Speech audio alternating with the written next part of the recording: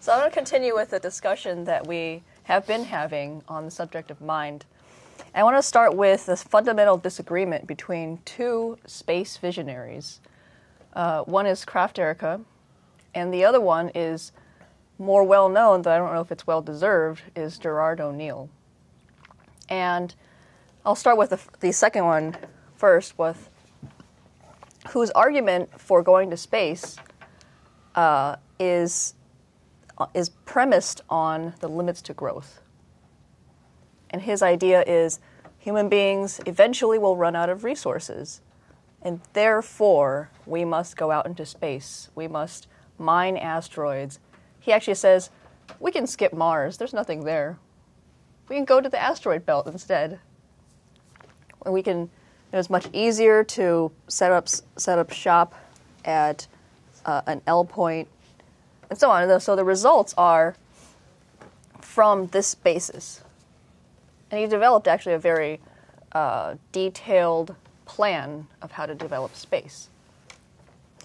Now, Kraft, on the other hand, had a completely different idea. His idea is, no, we're not leaving Earth. That's not the point. What we're really doing when we go through space exploration is integration. Is integration of the Earth, which is already integrated actually, and the integration of the mind into the rest of the universe. And now his idea is, look, without progress, you leave the grim past as the future's only option. We have this medium of the solar system, which we are exploring, and the more we go out, what we expand is not just human placement. It's not distance that we're expanding, but rather each time we go out and we discover new principles, we encompass more and more of the universe. And therefore, what the purpose of space exploration then becomes not for itself, but for the expansion of the mind in the universe. Now, then you sort of step back and say, okay, well, the practical part is that we have to escape the sun in about 1 billion years. That's the practical part, right? But the other part, and Kraft really took this as an obligation. He says, look, we are life, we have reason, it's our obligation to bring that to the rest of the universe and encompass everything that we do within that goal, within that responsibility for the rest of the universe. And he has this explanations about the progress of evolution that's led to that point, with what Kraft-Erika considered his 3 fundamental laws of astronautics. 3 fundamental laws. Number 1, nobody and nothing under the natural laws of this universe impose any limitations on man except man himself. So that's law number 1, fundamental universal law. Number 2, not only the Earth, but the entire solar system and as much of the universe as he can reach under the laws of nature are man's rightful field of activity. Number 3, by expanding through the universe, man fulfills his destiny as an element of life endowed with the power of reason and the wisdom of the moral law within himself. And so you look at the Crab Nebula. The Crab Nebula is 10 light years wide, approximately, at least according to the way we understand it now. What does that mean?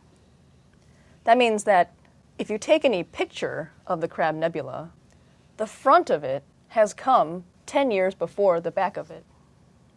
So that means that each picture you see is not actually a picture of any one moment, but is expanded across time, so-called.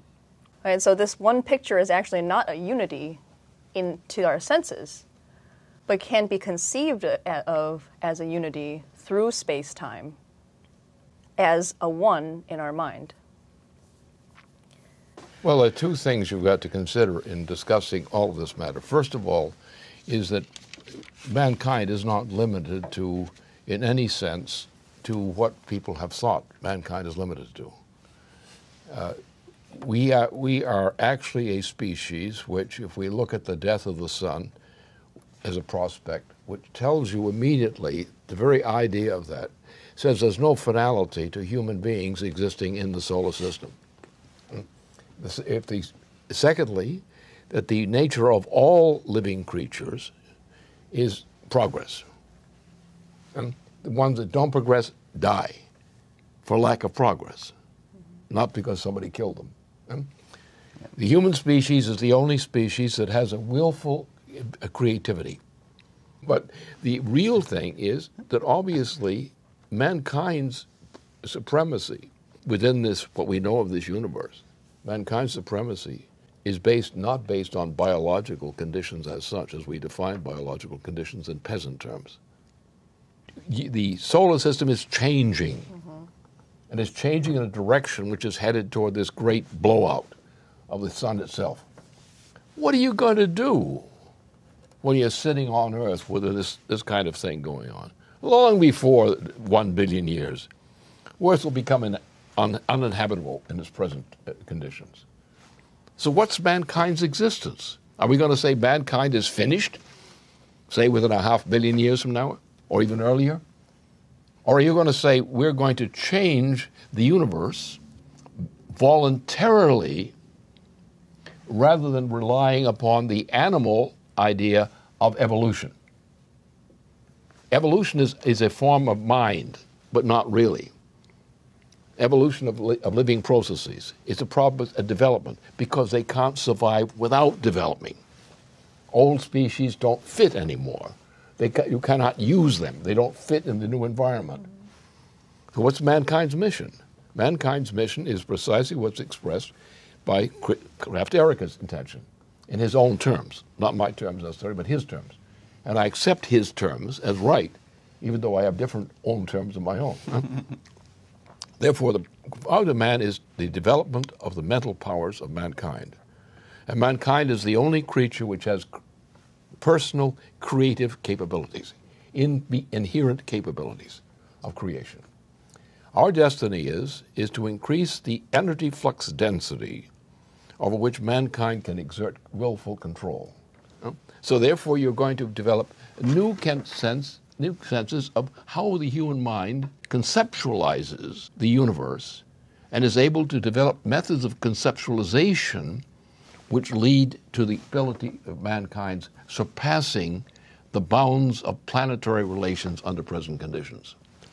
The first thing we have before us right now of great importance and urgent importance is the question of Mars. Now, the case of the threat from asteroids and comets is simply one threat, which is not really a threat. It's a warning sign. Do something different than you're doing now.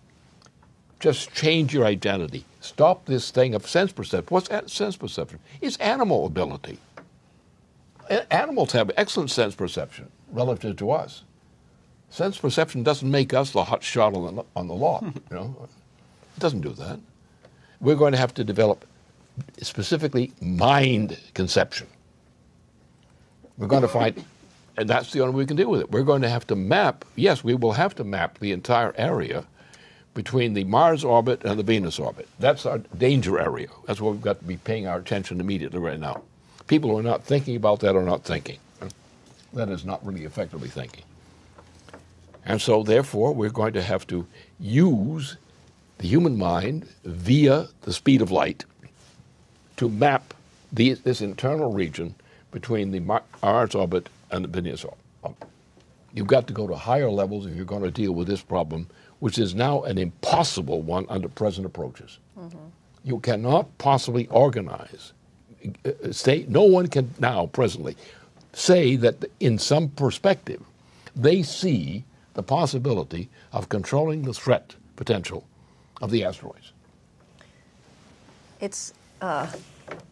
So you see the contrast between the philosophy of a dead universe versus a live universe. Because, for example, to deal with the asteroid threat is sort of similar to the way that we've dealt with other things that were threats. So, for example, at one point, oxygen was a threat. Created the largest Holocaust that life has ever experienced, and so on. But it became our friend.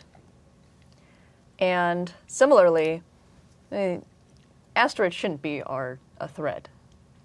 They should be part of our environment and our friend.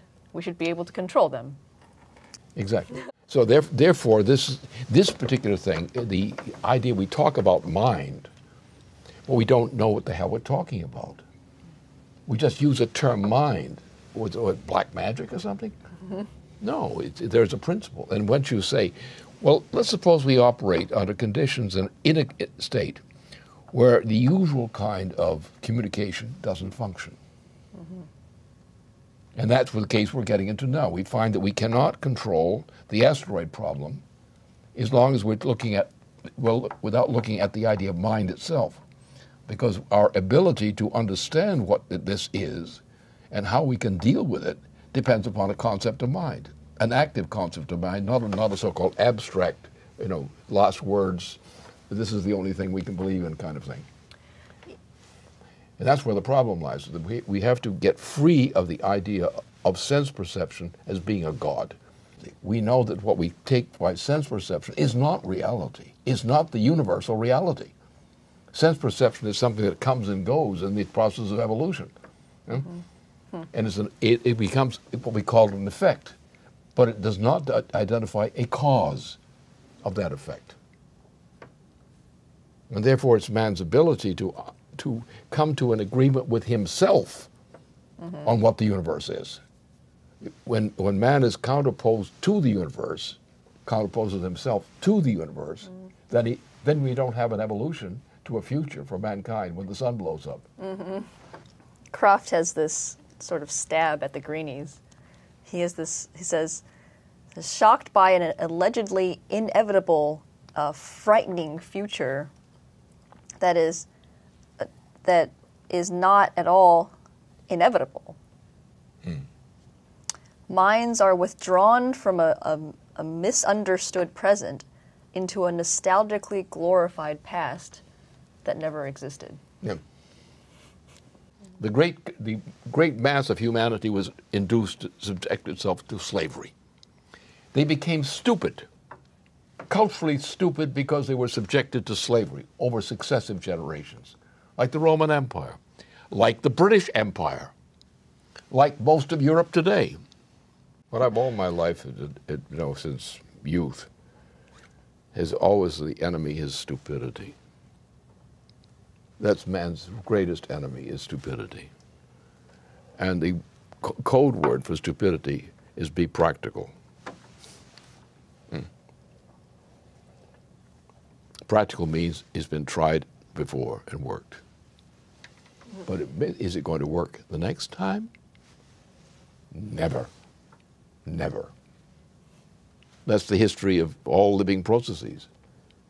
Can we repeat that? Not if you're smart. If you're smart, you're going to go to the next step up and in advance. You're going to think in advance of everything you can do. Mm-hmm. The negation of what you can't think you can do. That's where the future lies.